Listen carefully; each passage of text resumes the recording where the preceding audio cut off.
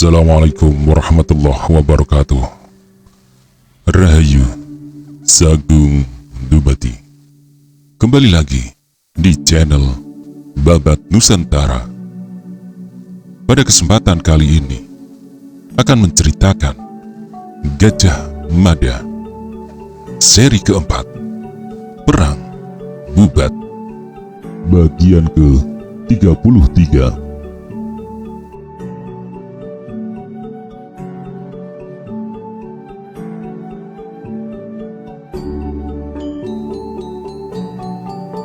Namun kecamu pikiran penuh prasangka itu hanya disimpan dalam hati.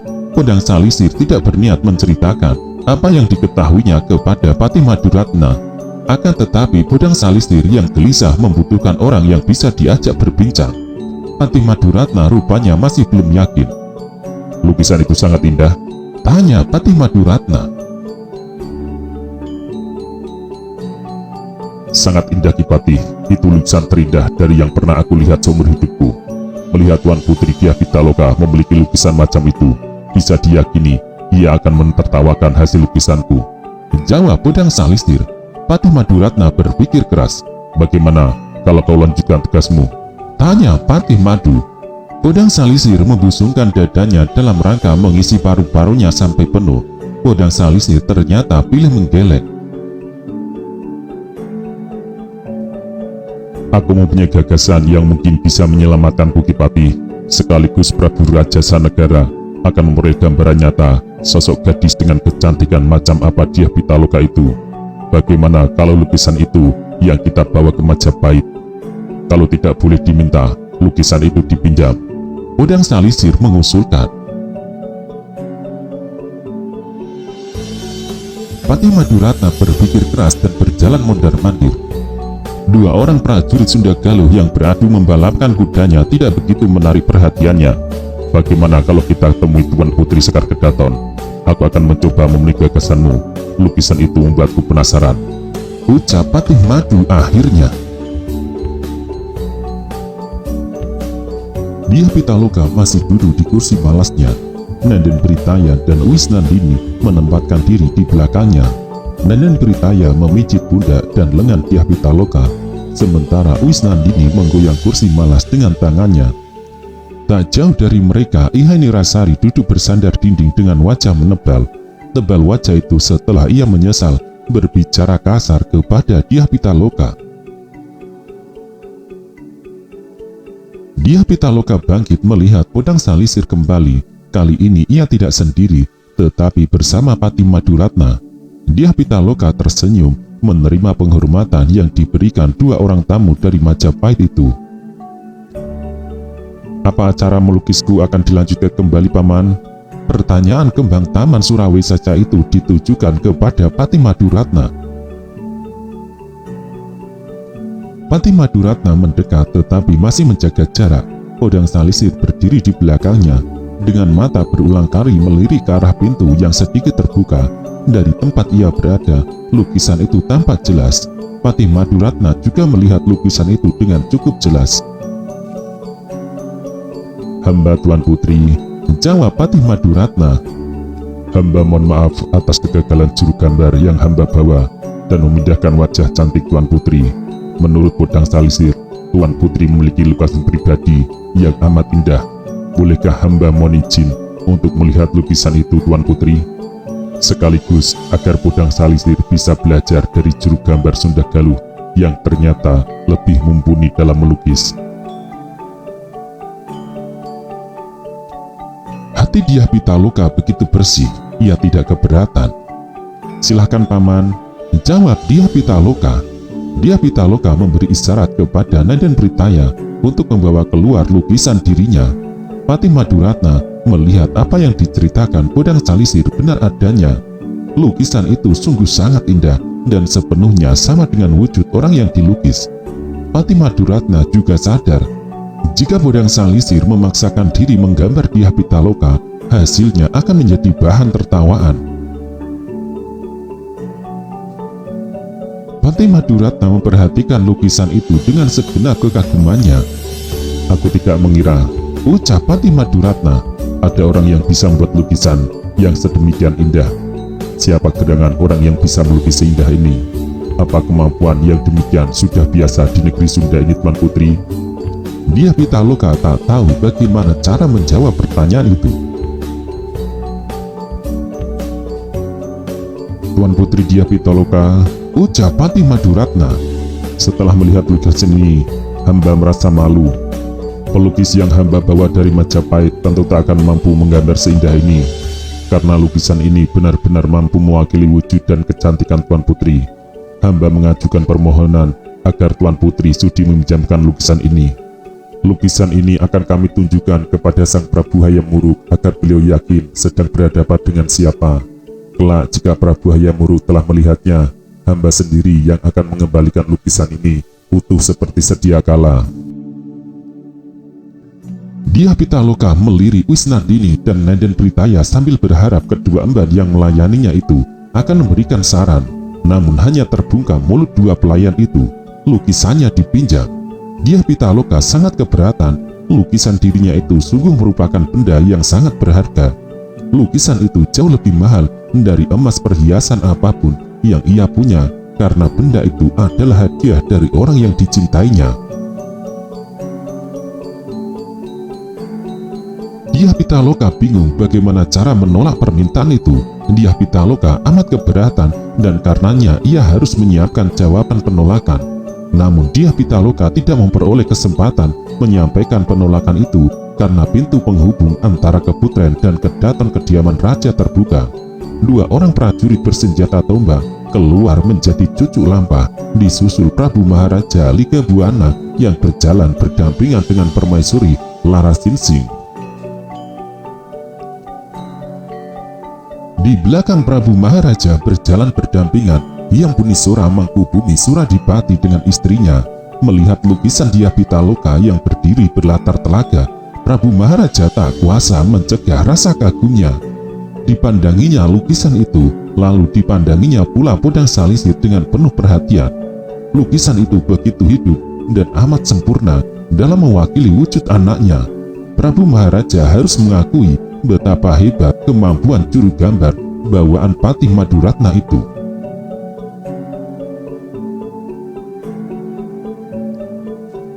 Podang Salisir berdebar menghadapi kesalahpahaman yang akan terjadi itu.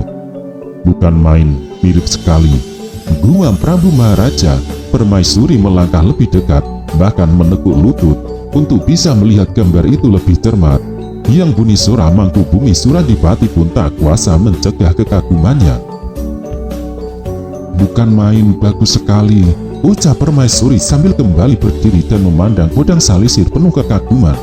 Podang Salisir berdebar mendapati kesalahpahaman telah terjadi. Aku tidak mengira ada lukisan seperti ini, ucap permaisuri. Podang Salisir merasa perlu meluruskan keadaan secepatnya. Jika tidak segera ia lakukan, kesalahpahaman itu akan makin menjadi. Hamba mohon izin menyampaikan sesuatu, tuanku, kata Podang Salisir. Raja Sunda Galuh mengarahkan pandangan matanya ke Podang Salisir. Bukan hamba pelukis gambar itu, ucap Podang Salisir. Ucapan Podang Salisir itu ternyata mengagetkan Prabu Maharaja. Permaisuri yang berada di sebelahnya, juga Mangkubumi Suradipati yang telah terlanjur menduga lukisan itu hasil karya Podang Salisir. Dyah Pitaloka sudah membayangkan kekacauan yang akan terjadi, maka yang bisa ia lakukan hanya menundukkan kepala. Jadi siapa yang melukis? Tanya raja. Tak ada yang menjawab pertanyaan itu. Ihai Nirasari yang bersimpuh di sudut tak kuasa mencegah jantungnya berdebar lebih kencang. Ihai Nirasari melihat peluang untuk membalas sikap kasar Dyah Pitaloka. Namun Ihai Nirasari harus menunggu raja memberi kesempatan kepadanya untuk berbicara. Tuanku Prabu, Patih Madu menyela. Pelukis yang hamba bawa dari Majapahit tidak mampu membuat gambar seindah ini. Melihat lukisan ini, keberanian Podang Salisir langsung rontok dan tidak sanggup melanjutkan melukis. Pelukis bawaan hamba merasa malu dan menyatakan tidak sanggup menggambar Putri Dyah Pitaloka karena jika hasil lukisannya jelek akan merendahkan martabat dan kecantikan Sekar Kedaton Sunda Galuh dan akan menyebabkan Prabu Hayam Wuruk tidak memperoleh gambaran sebenarnya mengenai seperti apa wajah Tuan Putri Dyah Pitaloka. Oleh karena itu, agar Prabu Hayam Wuruk merasa seolah berhadapan langsung dengan Sekar Kedaton Sundagaluh, izinkanlah hamba untuk meminjam lukisan ini. Kelak pasti akan kami kembalikan. Prabu Maharaja masih bingung, tetapi dengan cepat berusaha menarik simpulan. Menilai apa yang disampaikan Patih Maduratna, berarti lukisan itu sudah ada sebelum tamu dari Majapahit itu datang. Prabu Maharaja saling pandang dengan istrinya. Pikiran Permaisuri segera teriring pada pertanyaan siapa yang melukis anaknya dan kapan. Apalagi Permaisuri tidak melihat ada kegiatan apapun yang dilakukan anak gadisnya terkait gambar itu. Siapa yang membuat gambar ini? Tanya Permaisuri. Dyah Pitaloka panik. Dyah Pitaloka tidak tahu bagaimana cara menjawab. Permaisuri menebar pandangan matanya menjelajah warna Nenden Britaya, Wisnandini, dan Ihai Nirasari. Permaisuri melihat sikap Ihai Nirasari yang aneh. Kau tahu jawabnya Nirasari? Tanya Permaisuri. Nirasari segera merangkapkan kedua telapak tangannya. Lirikan sangat tajam yang ia terima dari Dyah Pitaloka membuatnya bingung. Namun Ihai Nirasari merasa kepalang basah. Hamba Permaisuri, jawab Ihai Nirasari. Orang yang menggambar Tuan Putri Sekar Kedaton bernama Saniscara, orang yang tak jelas asal-usulnya dan menurut hamba bisa membahayakan Tuan Putri. Masih ada banyak pertanyaan yang akan diajukan Permaisuri, tetapi Prabu Maharaja melangkah ke depan sambil mengambil tangan istrinya. Silahkan di sana Patih Maduratna, anakku tidak akan keberatan lukisan itu dibawa ke Majapahit, ucap Prabu Maharaja. Apa yang diputuskan raja merupakan harga mati yang tidak bisa ditawar lagi. Dyah Pitaloka tak mampu menyembunyikan kejengkelannya ketika lukisan kesayangannya itu dilipat, kemudian dibawa tamunya. Sekar Kedaton yang merasa kecewa itu tak bisa menyembunyikan matanya yang berkaca-kaca. Prabu Maharaja merasa heran melihat sikap anaknya yang demikian, apalagi ketika Dyah Pitaloka tiba-tiba berbalik dan membelakangi raja dan Permaisuri. Ihai Nirasari, ucap Dyah Pitaloka amat tegas. Ihai Nirasari sangat kaget dan bergegas menyembah. Hamba Tuan Putri, jawabnya. Kemasi semua benda yang kau miliki, aku tidak membutuhkanmu, ucap Dyah Pitaloka. Ihai Nirasari terperanjat. Apa yang disampaikan Sekar Kedaton langsung di depan raja itu benar-benar menjadi sebuah palu godam yang dengan deras menghajar kepalanya, menyebabkan retak tengkoraknya. Permaisuri dan sang Prabu tidak kalah terkejutnya mendapati sikap anaknya yang sangat lugas dan kasar itu. Rupanya soal lukisan itu menyebabkan Dyah Pitaloka benar-benar marah. Prabu Maharaja melirik adiknya yang dilirik mengangkat bahu. Yang Buni Sora mendekati keponakannya. Ada apa? Tanya Mangku Bumi Suradipati. Namun Dyah Pitaloka tidak menjawab pertanyaan pamannya. Menunggu apa lagi Nirasari? Bawa semua yang kau miliki dan kau tidak perlu berada di istana Surawisesa lagi, ucap Dyah Pitaloka. Ihai Nirasari benar-benar tak menyangka Sekar Kedaton akan sedemikian marah. Ia tidak punya pilihan lain kecuali harus melaksanakan perintah itu. Ihai Nirasari bangkit, akan tetapi Ihai Nirasari kembali duduk ketika menerima isyarat perintah dari tangan Permaisuri. Tunggu, kata Permaisuri. Sebenarnya ada apa? Mengapa kau begitu marah kepada emben pelayanmu? Dyah Pitaloka adalah Sekar Kedaton yang cantik, lembut dan welas asih. Akan tetapi, rupanya ia juga memiliki hati sekeras hati singa. Hamba Ibu Permaisuri, berkata Dyah Pitaloka, hamba yang berhak menentukan apa Ihai Nirasari masih dibutuhkan di istana ini atau tidak karena hamba yang dulu membawanya. Hamba tidak akan mengubah apa yang telah menjadi keputusan hamba.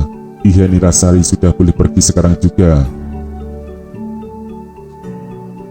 Melihat sedemikian keras sikap anaknya, Permaisuri tidak mungkin memaksakan diri. Ketika Permaisuri mengangguk, Ihai Nirasari merasa dunia kiamat. kebanggaan yang selama ini ia miliki adalah kedekatannya dengan Sekar Kedaton dan bisa melayani kerabat raja.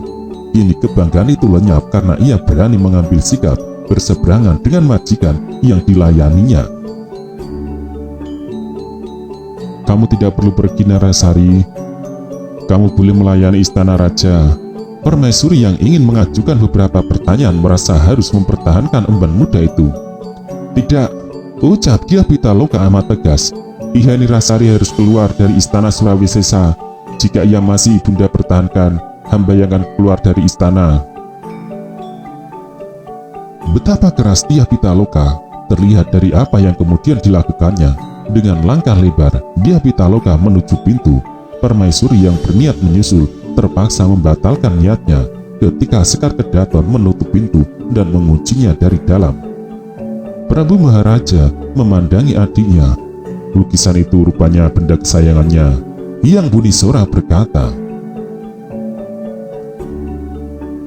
Prabu Maharaja sependapat dengan Mangku Bumi Suradipati, namun satu hal yang tetap membuatnya merasa heran adalah dari mana asal lukisan itu dan siapa pelukisnya. Sebaliknya, Permaisuri melihat dengan cara yang berbeda.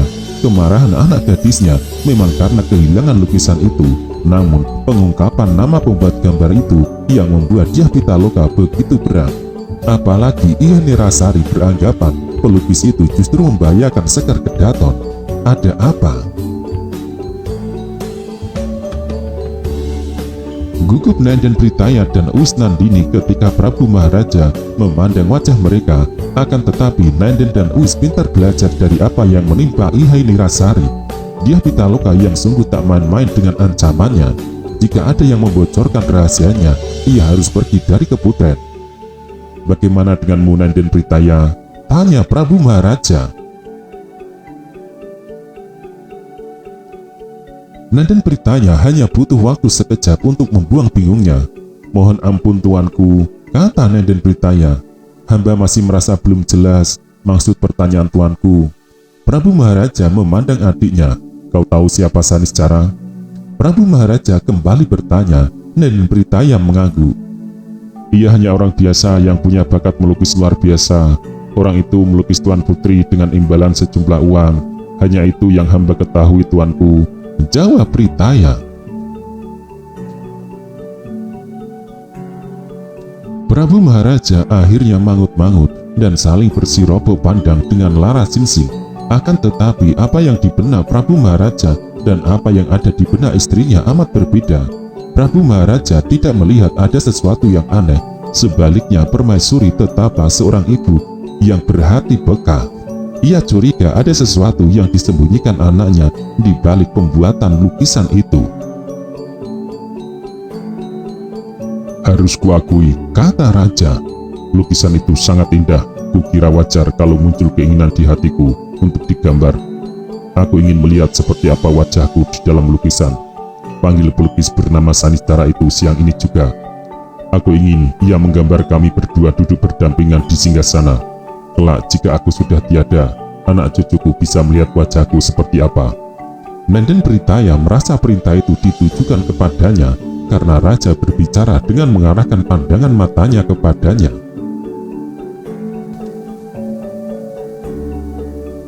Nenden Britaya merapatkan kedua telapak tangannya sebagai jawaban ia akan melaksanakan tugas yang ia berikan itu.